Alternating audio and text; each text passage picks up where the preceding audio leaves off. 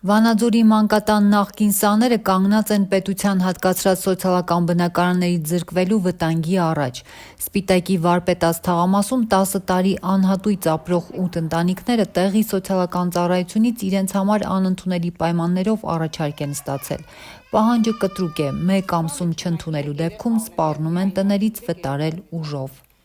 Այդ դիմումը տվեցին ու դիմումի մեջ հենց կետերա, որ պետք է ես համաձայն չեմ դրա հետ, բայց պետը կտրականապես ասա, որ պետք է լրիվ պտիշկա դնես։ Մարդը հստակ տեղեկացնում է, միլիցիա կկանչեմ կհանեն, ավտոմատ ես կդառնամ բռնի տեղահանված։ Ինչ կապ ունի, որ ինձ միլիցիան կհանի, հայ ոստիկանը կհանի, թե ադրբեջանցին։ Տարբերությունը ո՞րն է։ Մենք ավտոմատ դառնալու ենք բռնի տեղահանված։ Ես այնքան ինձ համար չեմ վախենում, կներեք այս ուզվածությանս համար, ինչքան իմ երեխեքի, որ երկուսն են լավ սովորող, հիմա կանգնած են, չգիտեմ, ստրեսային իրավիճակի մեջ։ Արմենուհի Ղուկասյանը Սպիտակի սոցիալական ծառայությունից վերադառնում էր ծանր տպավորություններով։ Տարածքային կառույցի ղեկավարն անձամբ է ծանուցել, որ այլևս չեն համապատասխանում պետական կացարանից օգտվելու չափանիշներին։ Ասում է, դուք չեք համապատասխանում այս կետերին, այսինքն պետք է մենք ունենանք պարտադիր մահացած երեխա, հաշմանդամություն, դիմեցի կադաստրից եկավ, որ սա բանը չի վաճառվում, պետության տունը, սոցբնակարանը, ձեռքերնի հետ լվացեք։ Աշխատանքի և բարեկեցության նախարարությունից սակայն հակադարձում են, բնակիչներին վռնդելու նպատակ չկա։ Խնդիրը կառավարության նոր որոշումն է սոցիալական տներում ապրողների կարգավիճակը հստակեցնելու մասին, քանի որ նրանք ավելի քան 2 տարի բնակվում են առանց պայմանագրերի։ Նոր կարգի համաձայն սոցիալական կացարանում բնակվել նշանակում է նաև սոցիալական միջամտության ծրագիր ունենալ, իսկ դա նշանակում է, որ սոցիալական աշխատողը իրենց հետ ամեն օր աշխատելու է, իրենց կարիքի մասին տեղյակ է լինելու եւ եթե լինի բնականի հարցը լուծելու որևէ ընթացիկ ծրագիր,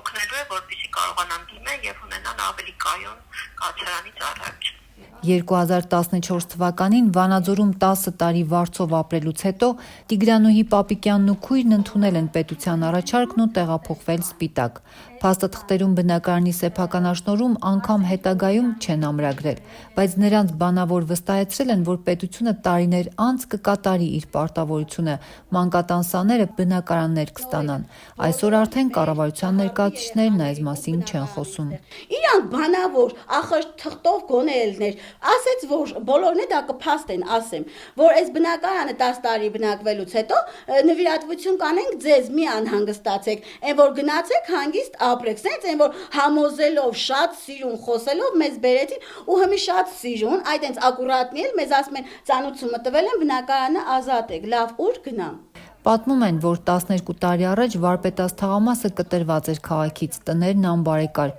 ընտանիքներն իրենց ուժերով վերանորոգել են կացարանները, գույք ձեռք բերել ու ստեղծել իրենց անկյունը համոզված լինելով, որ տներն ի վերջո իրենցն են դառնալու, անգամ չեն դիմել պետական այլ աջակցությունների համար։ Ասում է գոհացի, որ ապրում ես, բա ինչի է 10 տարին, որ դու վարձ չես տվել, օգնել են, ոտի են հանելի փեր, ինչի տուն չես առել, այ ցավը տանեմ, մի պուճուր փող ենք ստացել, ըսքան տունը դրել ենք։ Էլ ինձ որտեղից փող, որ ես մի հատ էլ, ասենք, բնակարանների գները։ Մանկատան նախկին իրավաբան Կարինե Գասպարյանը, որ այսօր էլ իրավական հարցերում աջակցում է սաներին, արձանագրում է 2 տարի առաջ նախարարությունից իրեն գրավոր պատասխանել են, որ այս տները պետք է նվիրաբերվեին դեռ 2022-ին, բայց ի հայտ եկած խնդիրների պատճառով գործընթացը դադարեցվել է։ Հստակ չէ, ինչ խնդիրներ են ի հայտ եկել, բայց իրավաբանն անարդար է համարում, որ շրջանավարտների մի մասին պետությունն ապահովել է սեփական տներով, մյուս մասին թողնում է անորոշության մեջ։ Ես կարծում եմ, որ մանկատան շրջանավարտների, որոնք գրանցված են որպես շահառուներ, պետք է տարանջատում չլինի։ Ի վերջո, եթե կան կատեգորիաներ, որոնց տրվել է բնակարաններ,